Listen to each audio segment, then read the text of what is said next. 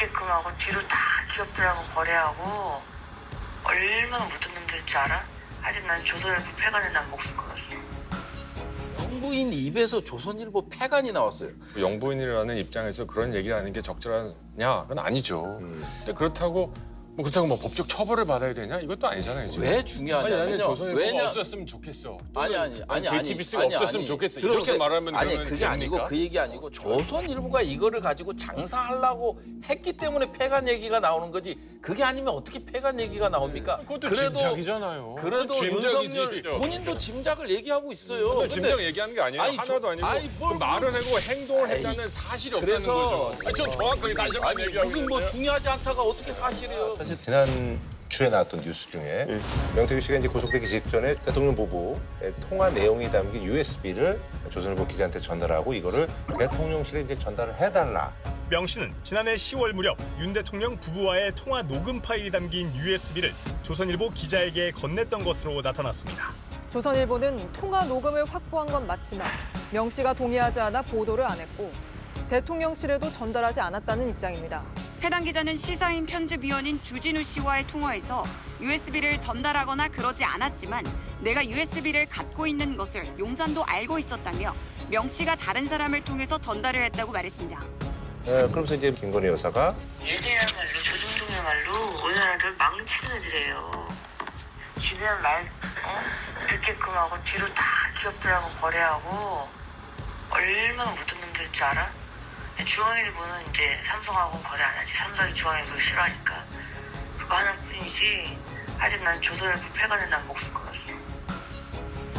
육성을 공개한 주 씨는 녹음 시점은 국회가 윤 대통령의 탄핵 소추안을 의결한 뒤라고 주장했습니다. 조선일보가 통화 녹음을 확보한 걸 알고 김 여사가 화를 낸 거란 주장도 하면서 그 배경에 의문이 커지고 있습니다. 뭐 이런 여사의 그 녹취가 공개됐는데 여기에 대한 그 네 분의 어떤 얘기를 저는 한번 그냥 듣고 이걸로써 싶습니다. 확실한 게 뭐냐면요. 네. 윤석열, 김건희 두 부부의 목적은 보수 괴멸이었다. 왜냐면 이분들이 하는 걸 보세요. 모든 구호가 민주당에서 한 20년 동안 하려다 못한 것들이에요. 안티조선, 의대 증원 이런 거 그냥 다 끌고 가가지고 자기들이 하다가 폭망하거든요. 이 둘은 그냥 위장했던 거다. 어쩌다 보니까 정의감 때문에 이런 게 아니라 뭐 성격이 좀 이제 외골수 기질이 있으니까 대통령이 권력에 반하는 수사랑까지 잘했는데 그 다음에 항상 반대 정치 세력에 가가지고 그쪽의 동력으로 살아나는 일이 반복해 왔다. 실제 박근혜 정부 때 댓글 수사 이런 거 하다가 그때는 이제 국민의당 쪽으로 가가지고 사실상 다시 특검을 살아온 거 아닙니까? 그 다음에 이제는 또 조국 수사하면서 국민의힘 쪽에 붙어가지고 살아온 거 아닙니까? 그러니까 이런 일을 반복하다 보니까 이념은 사라지고 생존형 그냥 변절을 계속하는 거예요. 저는 조선일보의 해명문이 너무 납득하기 어려웠어요. 보도를 하지 않은 이유를 통비법 위반 얘기를 해요.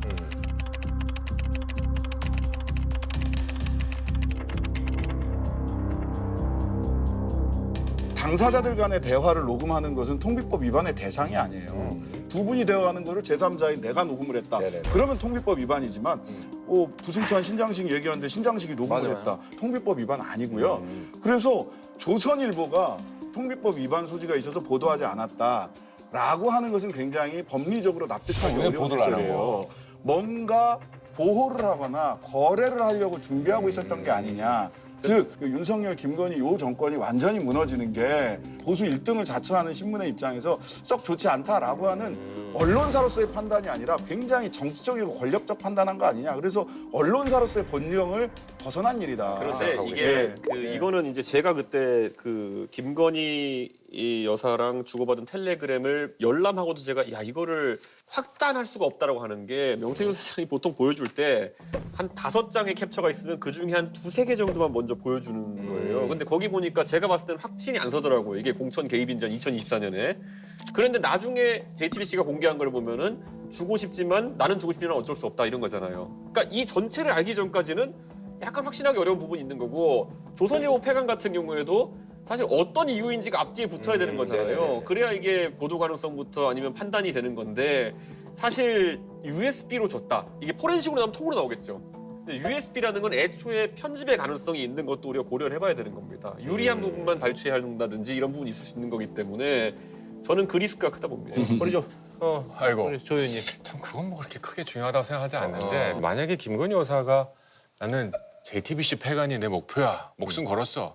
그럼 뭐 진보 진영을 공격하기 위한 그겁니까? 그리고 행동을 한 게 드러나지 않았잖아요. 만약에 그걸 갖고 조선일보를 뭐 폐간시키려고 노력을 했다. 행동을 한 정황이 있다. 이건 언론은 자유에 대한 침범 아니죠. 근데 이제 뭐 대중분들이 이제 그걸 이런 뉴스가 얘기하자는 건 나오면 관심을 갖고 솔깃해하는 거는 사실 또 자극적이죠. 그렇죠. 근데 조선일보 폐간이라는 거는 중요하지 않은 게 아니죠. 중요하죠. 영부인 입에서 조선일보 폐간이 나왔어요. 영부인이라는 입장에서 그런 얘기를 하는 게 적절하냐? 그건 아니죠. 근데 그렇다고 뭐 법적 처벌을 받아야 되냐? 이것도 아니잖아요. 지금. 왜 아니 중요하냐면요. 나는 조선일보가 없었으면 좋겠어. 아니 JTBC가 없었으면 좋겠어. 이렇게 말하면 아니 그러면 그게 됩니까? 아니고 그 얘기 아니고 결국은 김건희 여사가 생각했던 거는 뭐냐면요. 조선일보가 이거를 가지고 장사하려고 했기 때문에 폐간 얘기가 나오는 거지. 그게 아니면 어떻게 폐간 얘기가 나옵니까? 이거 결국은 명태균이가 한 얘기가 나를 건들면 이 권력은 끝난다. 이런 얘기를 계속했었고 명태균이 얘기로는 여의도에도 몇 군데 줬고 그다음 조선일보에도 줬는데 나는 무조건 살아야겠다. 그러다 보니까 이게 조선일보가 보도를 준비하고 있구나 생각을 한 거죠. 그러기 때문에 김건희가 이제 폐간 얘기를 그것도 짐작이잖아요. 그래도 짐작이지. 윤석열 본인도 짐작을 얘기하고 있어요. 근데 짐작 얘기하는 게 아니에요. 아니, 하나도 아니고 뭘 그 말은 하고 행동을 했다는 사실이 없다는 그래서- 거죠. 전 정확하게 사실만 얘기하고 무슨 뭐 있는데. 중요하지 않다가 어떻게 사실이에요? 네네네. 또 저희가 또 할 얘기들이 많으니까. 자, 그리고 이제 탄핵 심판이 이제 뭐 결론이 이제 종결이 됐잖아요. 11차. 윤석열 대통령이 이제 직접 60분 이상 최후 진술했는데요. 어떻게 들으셨는지. 저는 국정조사 특위에 들어가 있어서 육성으로 못 듣고요. 77페이지 분량을 읽었는데요. 본인이 왜 거기에 서 있는지를 모르고 있어요. 본인이 왜 서 있는지를 모르고 있고 그 북핵 대응 예산 5개를 들어요. 5개 들어서 지휘 정찰 사업 예산을 4,852억 원 감액했고 전술 데이터링크 시스템 성능 개량 사업은 무려 78%를 삭감했습니다. 장거리 함대공 유도탄 사업을 정밀 유도포탄 연구 개발 사업 드론 방어 예산 99억 5,400만 원을 깎아서 거대 야당이 삭감한 국방 예산은 우리 군의 눈알과 같은 예산입니다. 마치 사람의 두 눈을 빼놓고 몸 전체에서 겨우 눈알 2개 뺐다고 말하는 것과 같은 얘기입니다. 근데 가장 4,852억 원 이게 정부 안으로 해서 삭감돼서 올라왔어요. 그다음에 4가지에 대해서도 전력이 다 지연됐기 때문에 예산을 반영할 수 없어서 합의하에 그리고 방사청이 동의한 사항이에요. 이게 어떻게 군 통수권자예요. 이거는 거짓말이면 좋겠어요. 이 정도로 모르면서 군 통수권자가 돼서 지금 탄핵 심판대에 서 있느냐. 군 전문가니까 또 이제 군대 부분 얘기가 좀 많이. 예. 이제 그래서 본인이 거짓인지 진실인지 분간을 못하는 최종 변론. 네, 그렇게 이제 평가를.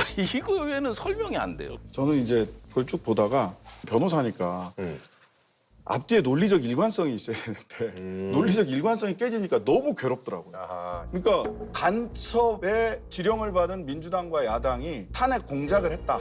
북의 지령에 따라 총파업하고 이태원 참사 반정부 시위 활동 등을 펼쳤습니다.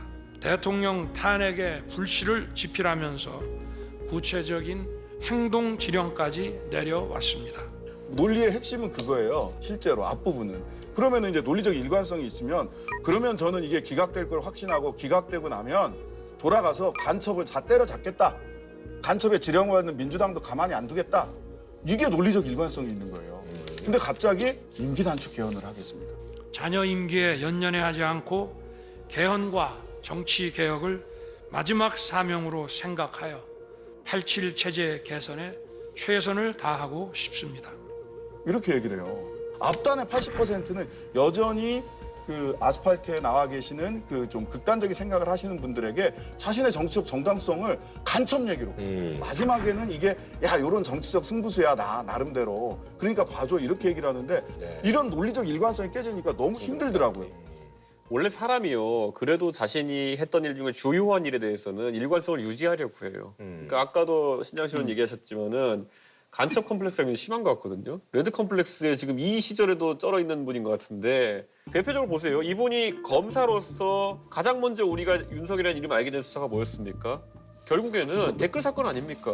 그 군에서 결국 대북 대응한다고 그것도 간첩 대응한다고 달면 안 되는 사람들이 달았다 해가지고 자기가 그걸 기어코 권력에 반대하면 수사해가지고 올라간 거 아닙니까?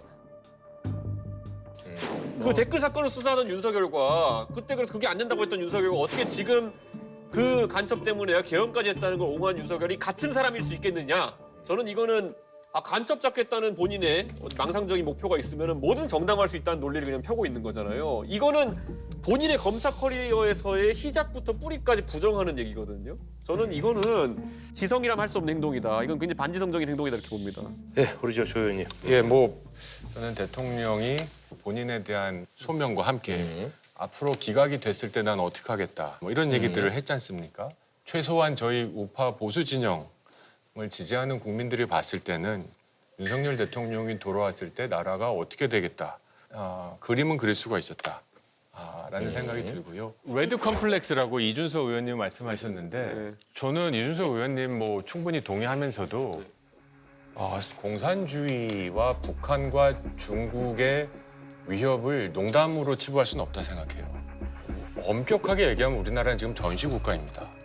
정전협정 사인하지 않았잖아요. 더 잘하시지 않습니까? 엄격하게 얘기하면 전시국가이고요.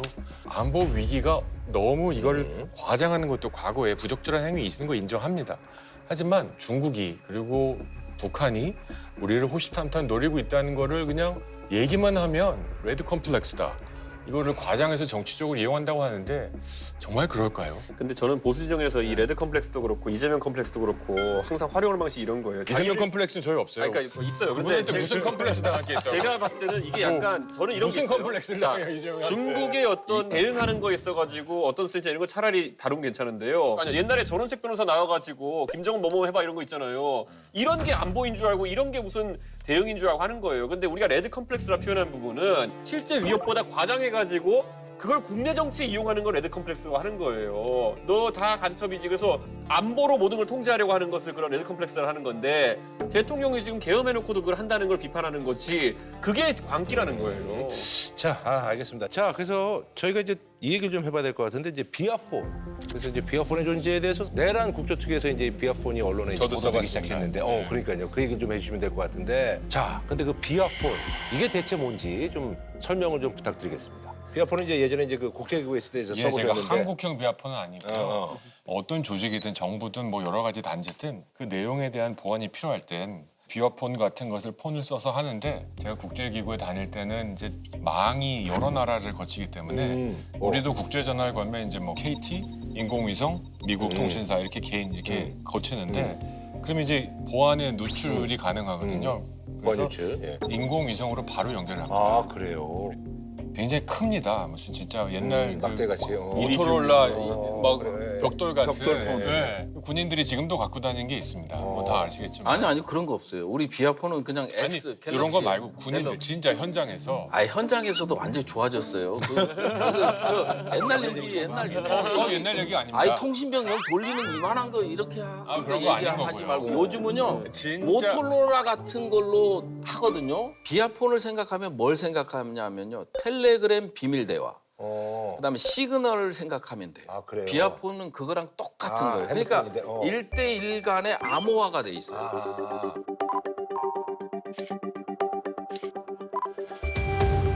그게 이제 텔레그램 비밀 대화와 시그널이에요.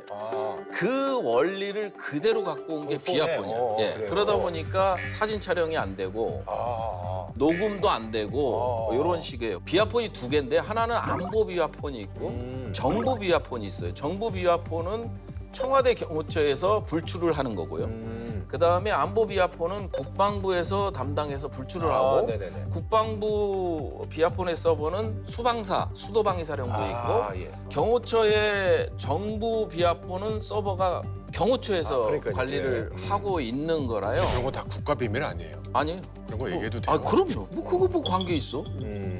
이게 그러다 보니까 비아폰을 지금 통신사 압색을 해서 받을 수 있는 게 아무것도 없어요. 서버 외에는 없어요. 근데 사실 이제 저희가 이제 하고 싶은 얘기는 그 중에서도 뭐 비아폰 쓸 수 있죠, 당연히. 안보라든지 보안과 관련해서 뭐 이건 당연히 쓸 수 있는데 김용현 전 장관이 국방장관 그만두면서 자기 거는 반납하고 경호처에서 또 받았고. 네. 그런 와중에 이제 그 김용현 장관 그 비아폰은 경호처에서 지금 또 보관하고 있다고 그러더라고요. 예. 그래서 이제 뭐 민주당 쪽에서는 이제 뭐 서버를 좀 뭐 봐야 된다고 그러고 있는데 김성훈 경호처장이 또 그건 또 이제 맡고 있는 상황이고. 그래서 비아폰에 구체적인 어떤 내용이 있을 거라고 이제 예상하시는지 뭐 그런 것들에 대해서 좀 궁금해요. 예. 비아폰에서 이제 보통 반납할 때 통화 기록이랑 메신저를 다 삭제하고 반납을 해요. 그래서 봉인돼 있어도 거기에 뭐가 남아 있을지 모르겠어요. 아, 그래요? 장담을 못 해요. 이거를 또 포렌식을 해봐야 되는 입장인 거고 지금 국조에서 밝혀진 거는 뭐냐면 비아폰은 이틀 간격으로 삭제되게끔 돼 있다 서버가. 그래서 포렌식으로 살릴 수 있느냐 이렇게 질의를 하니까 그 비아폰 담당자가 우리가 포렌식으로 복구하는 건 안 해봤기 때문에 기술적으로 어떤지는 모르겠다 이렇게 얘기를 하고 있는 상황이죠. 그다음에 이제 서버가 정말 중요하거든요. 네네. 서버가 왜 중요하냐면요. 지금 보시면 아시겠지만 청와대 비아폰이 노상원이라는 민간인한테 갔잖아요. 정부 비아폰. 그다음에 김건희가 갖고 있다고 하는 거 아니에요. 그다음에 민간인한테 누구한테 간지 몰라요. 그리고 최상목 권한대행한테 비아폰 갖고 있습니까? 하니까 순간 멈칫하더라고요. 순간 멈칫하더니 보니까 있더라고요. 이렇게 답변을 하거든요. 최상목 권한대행님, 네. 경호처에서 제공한 비아폰 갖고 계십니까? 아니 그냥 네, 뭐 보니까 제가 가지고 있더라고요. 예, 그런데 됐습니다. 네, 한 말씀 드리면 됐습니다. 네네. 됐습니다. 예. 그래서 비상입법 기구와 관련돼서 비아폰이 서로 통화했는지 그다음에 김태환한테도 제가 안보실 일차장한테도 물어본 게 계엄 전후로 비아폰을 사용한 자 있냐 누구랑 그랬더니 처음에는 고민하다가 예 있습니다 이렇게 답변을 했거든요. 비아폰 갖고 계시죠? 네. 비아폰을 이용해서 계엄 전후로 해서 통화한 기록이 있습니까? 통화한 사실이 있습니까? 누가 됐든 누구라고 묻진 않겠는데 누가 됐든 통화한 네, 있습니다. 예, 네. 알겠습니다. 그래서 그런 부분들이 비아폰과 관련된 부분들이 가장 핵심적인 증거거든요. 뭐냐면 14명의 체포 명단이 나왔잖아요. 홍장원 메모에도 나왔고 이거를 김용현, 여인영, 이제 홍장원한테 간 거예요. 이 명단 자체가. 근데 누가 작성했는지 전혀 안 나오고 있어요. 작성자가. 거의 정치인과 뭐 양정철 들어가 있고 이런 것들이 김용현이 다 작성할 수 없고 노상원 수첩에 500명도요? 이게 김용현이 작성할 수 없는 거예요. 기획자가 있다라는 거죠. 이런 합리적 의심을 하기 때문에 이런 것들을 풀 수 있는 스모킹 거는 결국은 그렇습니다. 비아폰을 풀어야 되거든요. 네네. 그러니까 저는 이거 보면서 노상원 민간인한테 비아폰 간 것도 이상해요. 대통령실 비아폰 가지고 누구랑 무슨 연락했냐는 거죠. 이거 수사가 돼야 되는데 검찰이 그 수사를 틀어막고 있어요. 지금 김건희와 노상원의 이제 비아폰이 이제 불출이 됐다라는 거 아니에요, 경호처에서. 법적으로는 김건희와 노상원은 비아폰을 받을 수가 없습니다. 맞아요. 예, 그래서 받을 수가 없기 때문에 이 두 사람 비아폰의 서버, 통신 기록 이런 것들이 상당히 중요해지는 거죠. 검찰은 계속 영장을 기각하잖아. 저는 이 비화폰을 관리하는 대상은 있어야 됩니다. 그리고 누가 이제 비화폰을 가질 자격이 있는지도 기준이 있어야겠죠. 뭐 조직이면. 네. 근데 그 내용은 철저하게 보안입니다. 저는 중앙아시아 있을 때 이 통신 보안이 안 돼서 미국까지 가서 10분 얘기하고 돌아온 적도 있어요. 워낙 중요해서. 뭐 다 있을 수 있는 얘기입니다. 개인적으로 걱정되는 건 서버를 이렇게 열다 보면 특정 그것만 하는 게 아니거든요. 이 정보 공개를 다 하다 보면 매달 며칠 날 무슨 전화를 갖고 와라 이게 아닙니다. 그래서 저는 이거는 굉장히 저는 걱정이 좀 되고 다만 민간인이 비아폰을 수령했다라는 건 비아폰 운영 규칙에 어긋나면 그건 처벌 대상이 될 수밖에 네네. 없습니다. 이게 이 통화 기록을 갖고 무슨 보안이 새나가고 이런 건 없어요. 실질적으로 보면. 그다음에 이제 서버는 이제 통화 기록만 나오기 때문에 여기에 뭐 물론 문자도 나올 수 있는데 압수수색 받아서 이제 포렌식을 받아 보면 불필요한 개헌과 관련 없는 것들은 다 삭제를 해버려요. 아예 개헌과 관련 있는 부분에 한해서만 이제 증거로 이제 확보를 하는 거거든요. 그렇기 때문에 전혀 이게 보안하고는 관계가 없습니다. 네. 그리고 이 암호는 국정원을 통해서 국가보안기술연구소에서 암호화를 다시 해버리면 문제가 안 돼요. 예. 사실 이제 컴퓨터 공학하는 사람 입장에서는 컴퓨터 공학이죠. 그러네 또.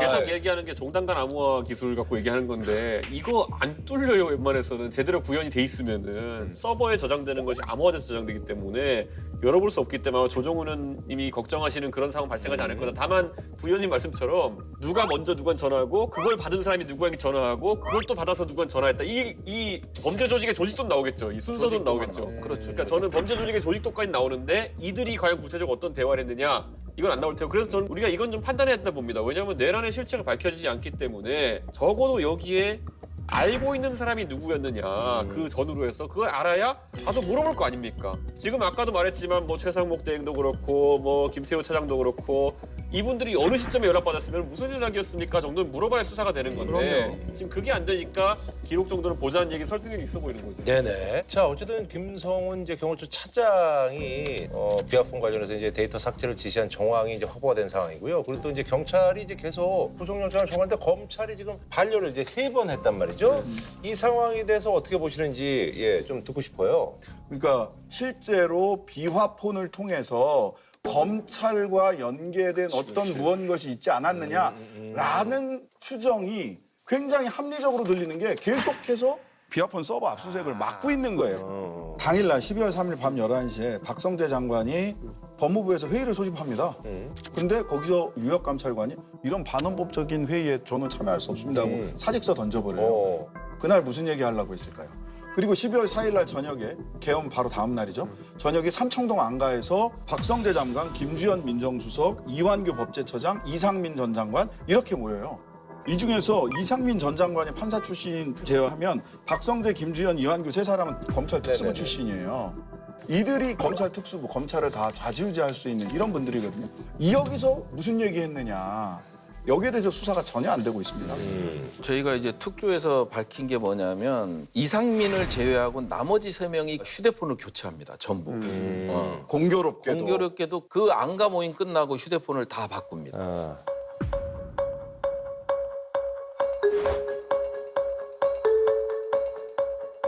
안가 갔다 와서 핸드폰을 교체했다는 거예요. 왜 교체했습니까? 글쎄요. 불편한 오해를 받기 싫었습니다. 근데 검찰이 계속해서 이거 수사를 할까 하는 그 국가수사본부 경찰 쪽에 여기를 압수수색하고 여기를 그 수사를 하고 있거든요. 수사에 지금 주체처럼 하고 다니는 사람이 나중에 객체가 될 수 있는 거예요. 비화폰으로 조직도가 한번 나와서 몇 시에 누가 통화했다 그러면요. 그럼 그 사람들에 대한 또 통신 기록을 줘야 하는데 개인 폰을 조사해 보면 또 다른 조직도가 나오죠. 그럼요. 왜냐하면 모든 사람이 비화폰을 가진 게 아니니까. 근데 그쪽은 가기 시작하면 이제 포렌식이 됩니다. 누가 누구에게 몇 시에 전화했고 누가 누구에게 몇 시에 전화했고가 나오면 검찰 자체가 수사 대상이 될 수 있다라고 하는 그 우려 때문이 아닌가.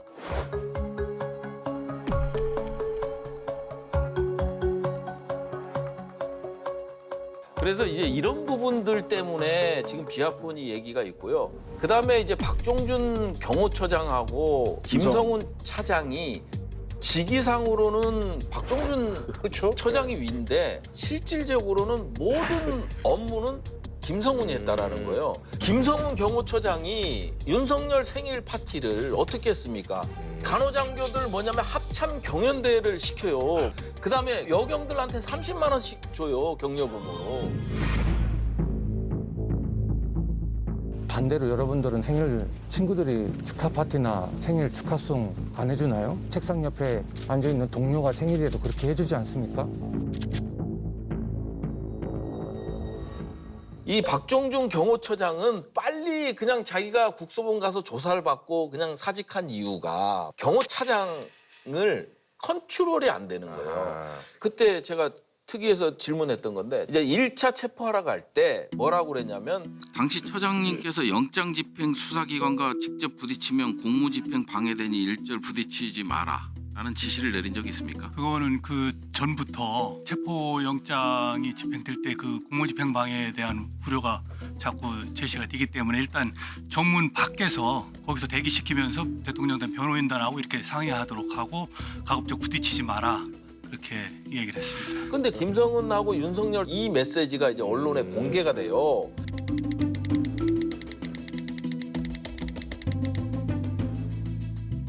예, 그래서 인트로가 길었는데 뭐냐면 아직도 인트로예요? 자 들어갑니다. 김성훈이가 뭐냐면 이 검찰부터 시작해서 너무나 많은 것들을 사실을 갖고 알고 있어요. 있는 거야. 그렇게 추정할 수밖에 없는 그래서 이제 계속 기각을 한다는 그런 말씀이시다. 아니 왜냐하면 본인 검찰에서 부담되면 그냥 법원으로 넘겨버리면 돼요. 근데 이제 극구 맞고 세 차례라 막는 거는 뭐냐면 이진동 대검 차장이 나와서 한 얘기가 비아폰에 대한 서버 이것이 수사의 필요성이 있는 거 아니냐라고 묻는 거예요. 비아폰 서버에 대한 수사는 내란죄에 대한 수사고 경호처 차장에 대한 수사는 공무집행 방해하고 경호처 차장에 대한 것을 묻는 게 아니라 지금 의원님은 별거리라도 수사를 하시라는 말씀입니까? 뭐 이런 표현을 써요. 아니 검찰이 무슨 별건 수사 안 한 것처럼 해. 말도 안 되는 소리지. 예.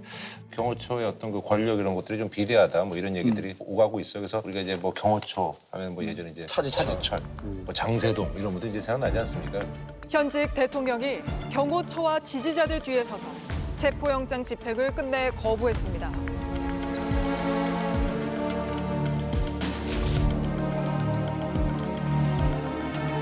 대통령이 경호원과 군을 사병처럼 부리며 정당한 법 집행을 무력화시켰습니다. 이번에 이제 뭐 조혁신당도 대통령 경호처 폐지 법안 발의하기로 했고요. 발의했습니다. 제가 대표 발의로 발의했습니다.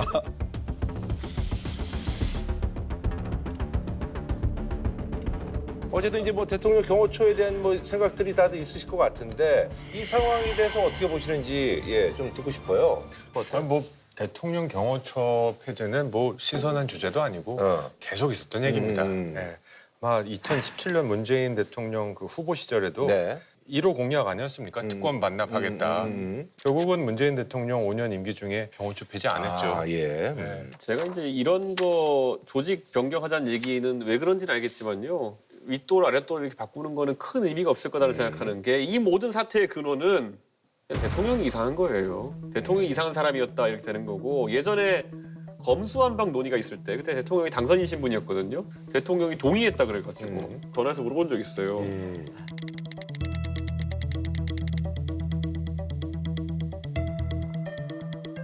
이거 이렇게 하셔도 돼요? 검찰 뭐 몇 가지만 수사한 거 남기고 없애면 돼요 그랬더니면은 아 대표님 이거 어차피 뭐 경찰 애들이랑 하면 됩니다 이러더라고요. 그러니까 어차피 경찰도 자기가 사실상 인사권을 장악하고 있으니까 통제하면 된다. 이번에 경호처를 없애가지고 경찰에 만약 경호 전담 조직을 만들면요 거기는 어차피 또 경호처가 될 가능성이 있다. 실효성이 그런 없을 것이다. 생각이고 윤석열 대통령 같이 이상한 대통령이 이상하게 조직을 활용하는 것은 피할 수 없을 것이다. 이런 생각이 듭니다. 이상한 대통령 맞죠? 이상한 대통령이 이상한 여자예요. 뭐 마이바흐 뒤에다가 풍선 나왔고 생일 잔치하면 그걸 좋다고 박수 치고 이상한 대통령실 맞죠? 그런데 지금 이렇게 경찰청에 있는 쪽은 대통령만 경호하는 게 아니라 그 정부 안에서의 요인들을 전체적으로 경호를 해요. 그러니까 특수한 인적 관계로 얽히게 되지 않는다는 거예요. 지금은 이상한 대통령이 이상한 경호처 차장이랑 인적 관계로 꽉 얽매여지는데 그런 인적 관계를 끊어내는 데는 굉장히 유효한 제도적 수단이 될 수 있을 것이다.